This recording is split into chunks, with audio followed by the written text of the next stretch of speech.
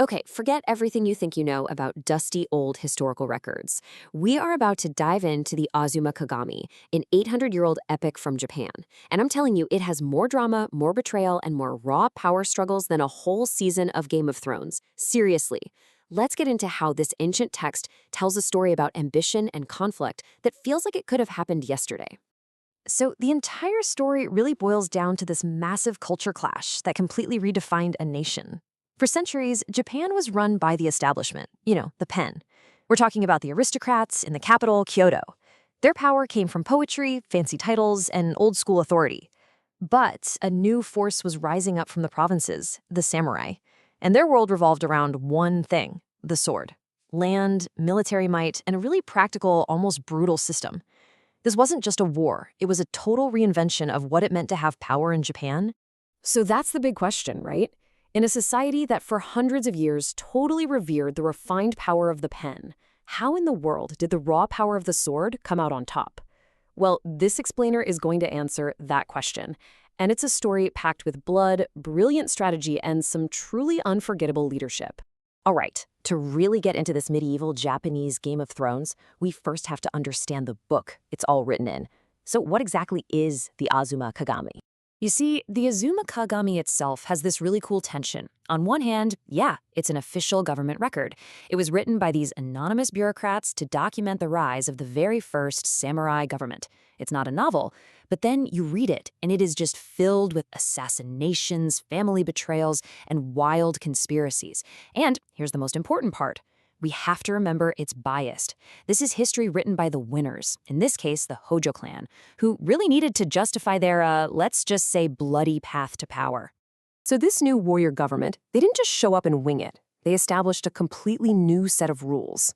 And to understand why they did what they did, we have to get inside their heads and understand the code they lived and died by. At the very heart of this new world was this contract, Gun and Hoko. It's actually super straightforward. The Lord gives his warriors a favor, or gun, which almost always meant guaranteeing their land or giving them new land. In return, the warriors gave service, or Hoko, which meant risking their lives on the battlefield. This wasn't about some abstract idea of patriotism. It was a deeply personal, very real contract. It was the absolute operating system for the entire samurai world. And then, layered right on top of that very practical contract, you have the spiritual engine of the warrior class, this intense, overwhelming fear of shame. For a samurai running from a battle, breaking a promise, acting without honor, that was literally a fate worse than death. It would stain your family's name for generations. This obsession with valuing honor above your own life, that's the very beginning of what the world would later call Bushido. So, now that we know the rules of the game, we can start to see just how brutal this new reality could be. And there's no better example of how new systems create new tragedies than the story of a true military genius. Let me introduce you to Minamoto no Yoshitsune. He's a military genius, and he's the younger brother of the guy who founded the whole regime. As you can see, he leads his brother's armies to one incredible victory after another, basically winning the war for him. But his talent, his brilliance, his independence, it was all seen as a threat by his politically minded older brother Yoritamo. So what happens? Yoritamo brands him a rebel. The greatest hero of the war is hunted down and, in the end, forced to commit suicide. It's a timeless tragic lesson, isn't it? Pure talent isn't always rewarded. Sometimes it's seen as a threat. And the ruthlessness, it does not stop there. After the founder, Yoritomo, dies, a huge power vacuum opens up. And this is where his wife's family, the Hojo clan, makes their move.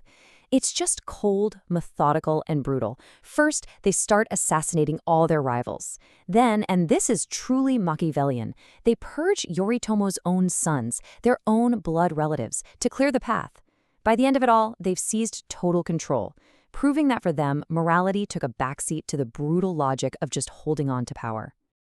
Okay, so all of this backstabbing and infighting, it all leads to the absolute climax of the story.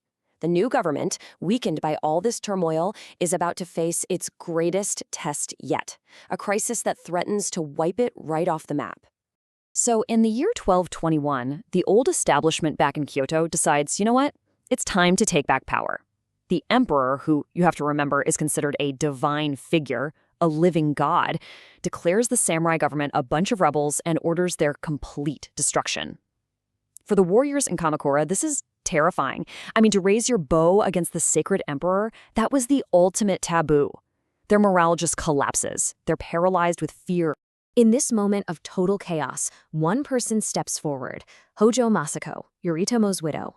She had already lost her husband and her sons to all these power struggles, and in front of thousands of terrified warriors, she gives this incredible speech. She doesn't argue politics, she doesn't debate the emperor's authority. No, she appeals directly to their deepest values. She reminds them of their guan, that debt of gratitude to her late husband, the man who gave them their land, their status, their very lives. And the effect was just immediate, electric.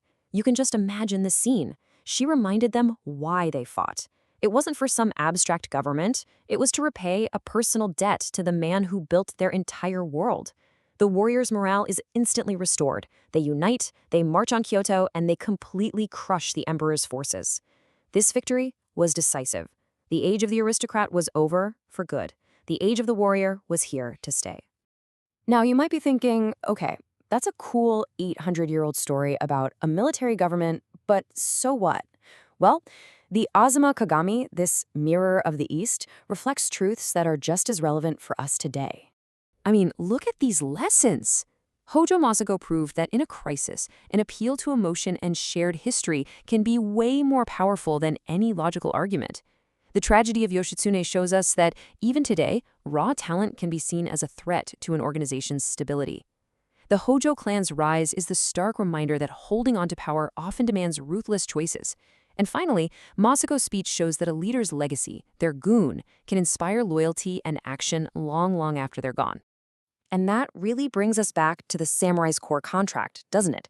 Their loyalty was tied directly to the land and the favor they received from their lord. It really makes you think about our own lives, right? In our jobs, in our relationships. What are we truly loyal to? And what's the price of that loyalty?